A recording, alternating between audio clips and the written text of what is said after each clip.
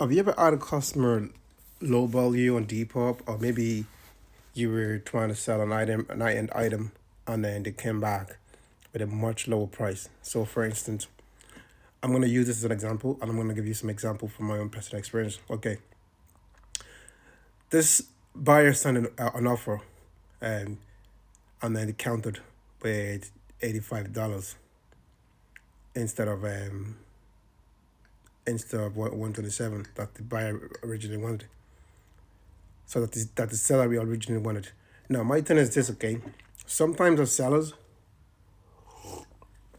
sometimes as sellers, I think I mean it business is business at the end of the day, and so I understand like why the seller feel frustrated that the price is way lower. Personally for me, I'll take the money. Some of the money is better. A 99% of the situation, meaning this week I might sell an item that maybe I want to sell an item for 120, but somebody offered me 75. I might take it. Next week another item I sell for the full price. So that's just the way it is, because what's gonna happen is, okay, say you turn down an $85 offer, and the item's in there for another 6 months. I mean, is it really worth it to keep it that long?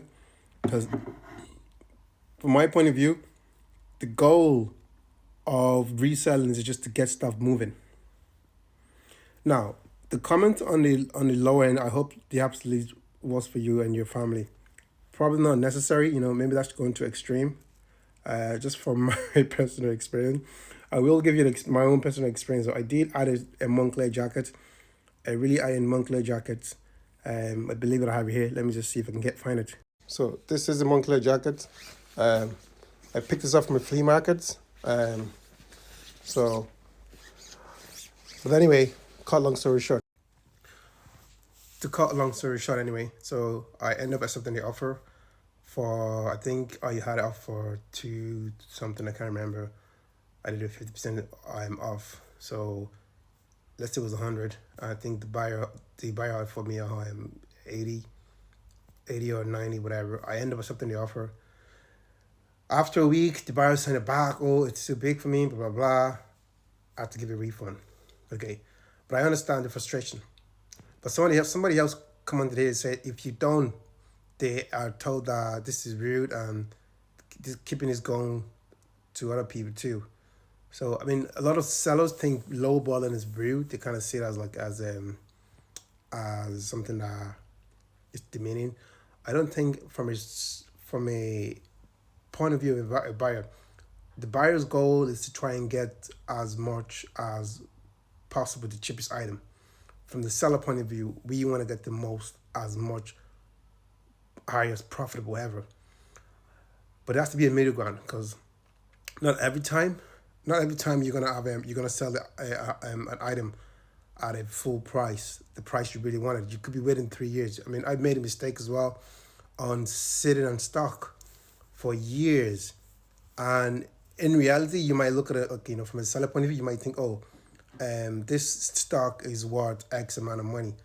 But truly, is it really worth the X amount if it's not being sold, if it's just sitting there on the shelf? I mean, you could just do a 360, just flip the item, even if it's only an extra, even if you just double your money, it's a lot better than having to sit on an item for years, for months.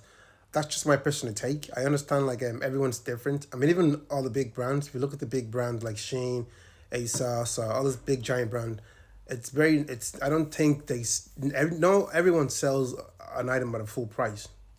You see like Shane doing a sale. You might see ASOS doing a 70% sale, or So there has to be a middle ground. I understand business is business. If you're a business owner and this is how you pay your rent, or you pay staff taxes, whatever, all that kind of stuff. But just my own personal observation. Now, for a bit more context, this is another one from, I think, from the same buyer, from the same seller. It said, sorry, 70 is the lowest I'm going. The jacket is getting a lot of traction. It's going to sell soon. I do apologize. So you can't stand your ground. and decide not to sell the item. If you don't want to sell the item, it's completely fine, But just from my point of view, I think we as sellers, we sometimes forget that we're not only competing against other sellers, and I think probably that's not the right word to even look at it, because I believe in abundance, but there's other platforms as well, like Sheen, um, like Temu, like millions of others app that makes it harder for people to go and buy sustainable clothing. So fast fashion as an advantage that obviously they can make really cheap clothes. But I think us as seller as well, I mean, we do need to assess. I mean, I've literally moved 40 items on Depop in 3 days, and in literally 3 days, I think I moved 40 items in 3 days. Just because I reduced the item, I send out offers. Some of them sell for low, some of them sell for high, some of them sell for little. But at the end of it, I mean, it was, I'd rather sell 40 items than not have the money in my account. You know, it's only if you are selling, like, say, some premium, like if you're selling a really extremely premium item, if it doesn't cost you, if it doesn't cost you, let's say if your markup is only 20%, okay, I understand.